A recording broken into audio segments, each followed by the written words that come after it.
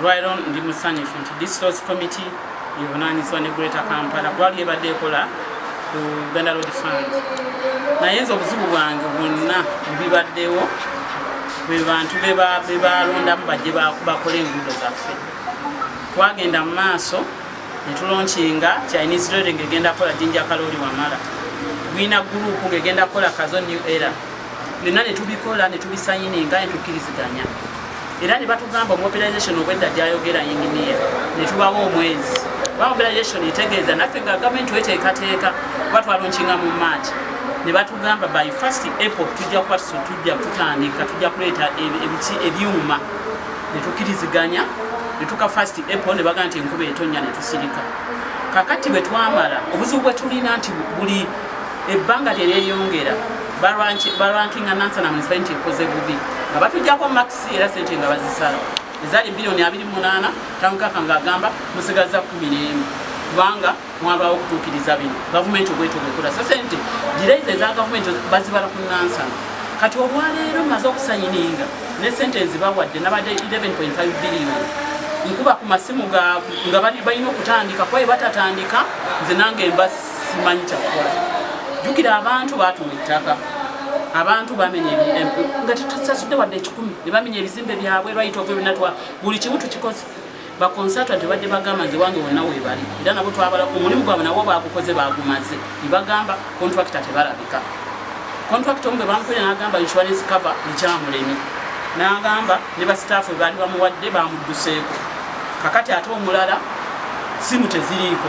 naye ng'ayogerako mu maaso awo titeyamanya nti omulimu gwali munene kubagenda funa 4 billion ng'asaba akole subcontracting kati nze njagala okubuuza ffe nga twakola contract ng'eri mu mateeka ekiddako nga Nansana tugenda mu kooti kubanza ekiseera tuweddeeko tugenda kwekubira ndulu mu kooti wegenda okudduka ne sente zaffe kuba olwedde be naasirika obusiisi nja kuba sirina kyenkola nga meya kwanza supervisor sente za mulwa musozi twabawa eri babola amagoba bagamba Nansana ntekoze era mbawadde ultimatum babadde balina okulonkinga enkya nga 22 kulokuna siro enkya kati baliyo kakati bayi katumalirize olwabiri mu bine Friday 1st June ngenda kumobilizinga okola ekisoboka panike document yangende mu kooti tema oluguudo olutandikidde Bulange naye ekitundu ekyali kitandikira ku Northern bypass okutuuka e Lukasa oluguudo twa complaininga kuba twakayanako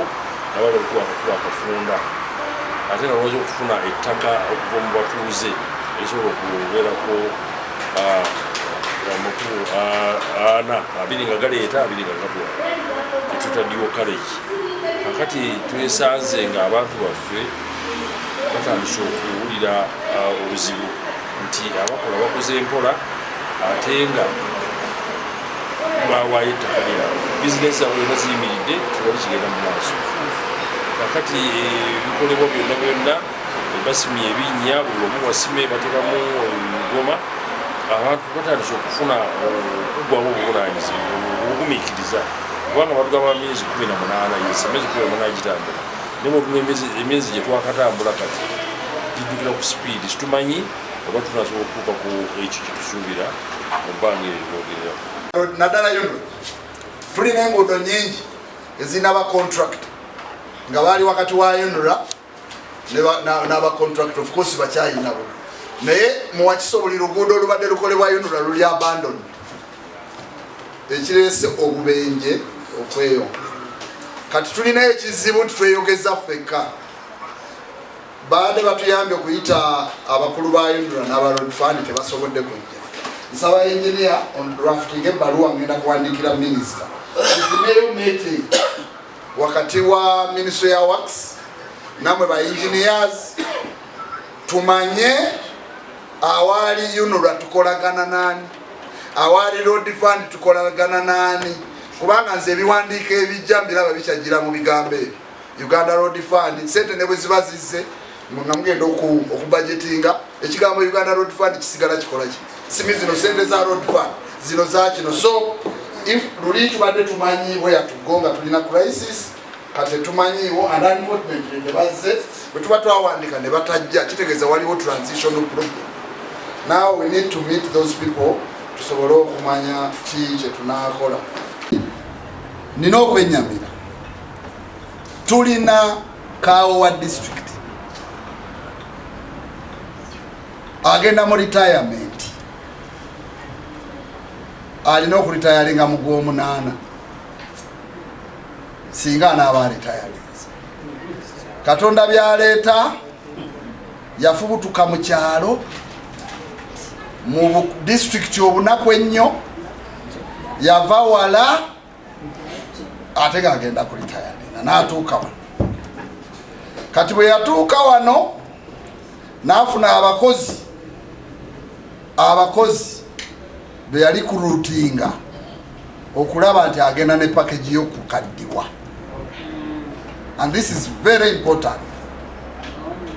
Era kinkoze bubi okusanga Kagga wano for the first time. Avuddewo Kagga baakuŋŋamba gw'omwali kakiriki ako akatuula ne mwami yani erinnya oluka yani oyo kawe yani Malinga batuula abakozi bonna batuula nabo mbamanyi ne ba town clerks abali mu ggombolola ezirimu ssente abaweebwa assignment ey'okubanga waliwo ssente ezigenda ku nsawo ye buli mwezi ate nga nyingi. Kiyingiridde emirimu eja property rates mwe ba engineer lwaki kibagamba kiyingiridde ne gye bayita build plan what fees kubanga ba accounting officers baagala okutuukiriza ki kubanga endagaano yaabwe mu bifo ebyo yakuba nti bw'otaleeta ssente zo bakola ki bakujjawo. This is very important. Nze bukyanga mbeera ewa Kiso ngenda kuweza emyaka 10 ekiriwo kati sirabanga ku bakozi bayinza kubeera na accounting officer ne bafuuka nga be baloopa ono yatulemesezza wano kubanga ssente zirina okubaawo. Banaye mbabuulira abo abantu bajja ne bagenda ffe tusigalawo wano. A few months nja kuba sikyali chairman wa district naye munange nze banziika kuno jjajjange awaawo mu Lugonjo we yali abeera azaala maama nabeerangawo nga wempumulira muno mwonna buli kapanya nkamanyi.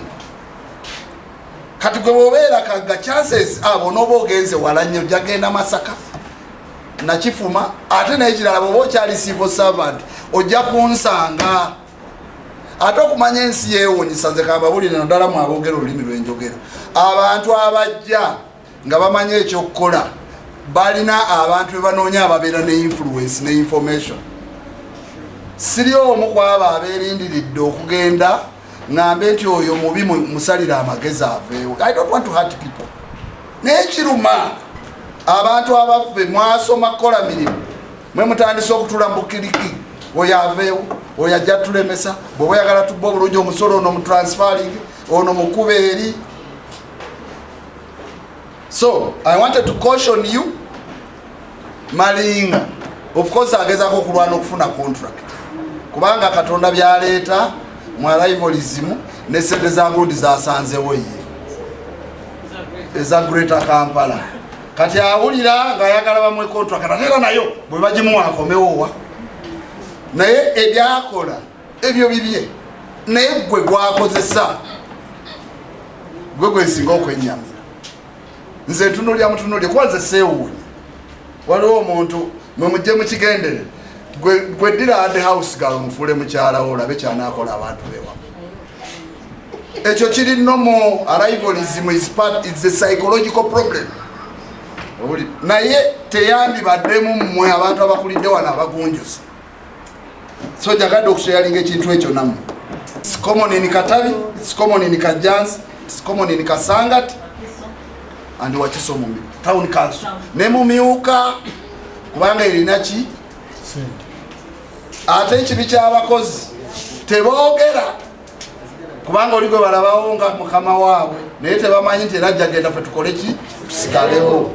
So bwe tubeera mu forum bwetu nze sirina kyentya kubabuulira kubanga ekijja omanyi. Please, I caution you. There was an eventuality which happened in Michira. Mr. Jola, you know, engineer. A truck knocked a person. We were told of that story. And I think the contractor was suspended from site for not having fulfilled all the requirements. Now, there are so many requirements that are needed for the contractor to produce. However, on our side, I agree with the consultant that whether he has them or not on Friday is starting. Because there are so many, the list is endless. Environment, so many certifications are many, that is the truth. There are so many, any other knows. So, but I think I would implore you, even Sabagawu, you do the same. There are things which can be gotten along. Like insurance for workers, they need insurance for workers. Carry workers, you must have insurance. Because you get insurance for the general works. But then again, you cover every staff, which is a bit complicated. Then also clearance from here and there. So many, the list is endless. So I'm asking you, those things can be gotten along with the way when the contractor is starting. But let people get on site so that we can move. Olukiiko luno baaluteekawo okuleeta emitwe egy'enjawulo ne talanta ez'enjawulo. Mulimu ba heads of department, bayingiriya, mulimu ba town clerk, mulimu naffe eddoboozi ly'abantu ng'abaka ba parliament. Ekisinga obukulu tutuula ne tuwuliriza ensonga. Ffe ng'eddoboozi ery'ababaka ba parliament obuvunaanyizibwa bwaffe okuwandiisa ez'ebizibu na biki ebyetaagisa okukola mu bitundu byaffe eby'enjawulo. Wakiso wadde parliament reporter negamba nti egitutte naye ebintu bingi bidilayinzemuko. So nga te Wakiso bw'ogitunuulira nti bwekijja mu Kampala kiyita mu Wakiso. Bakulu bonna ab'ebiti basula mu Wakiso. Toyinza giwa ka biliyoni kamu bw'egenda ekola enguudo oba oli mu Katemba oba ozannya buzannya. Era ntudda nga ndaba baabugabana n'empula n'ennaku. Nga mbula n'entebe baatuzannya buzannya mu Katemba nti entebe eri semi-autonomous yafunanga 1.3 biliyoni. Ne bagikyusa ne bagamba kati mugenze ne road fund ejja kuwa. Ne bagisala ne bagijjako ne bagiba biliyoni ne bagiwa ne bagiba bisatu okuva ku district. Nesigala nga tewali nnyo njawulo. Nobuuza kati ate mufunyeemu ki? Naye manyi tugeze mu kino nti ku ntebe ezibadde efunye egenda funa additional.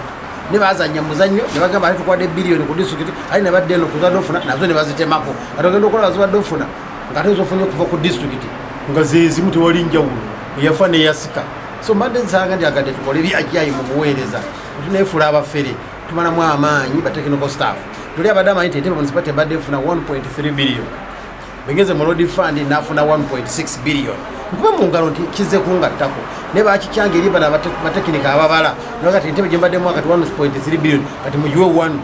Then ate 3 zive ku district. Nesigala nga senga vudde mu ngadde mutena kyegaseeko.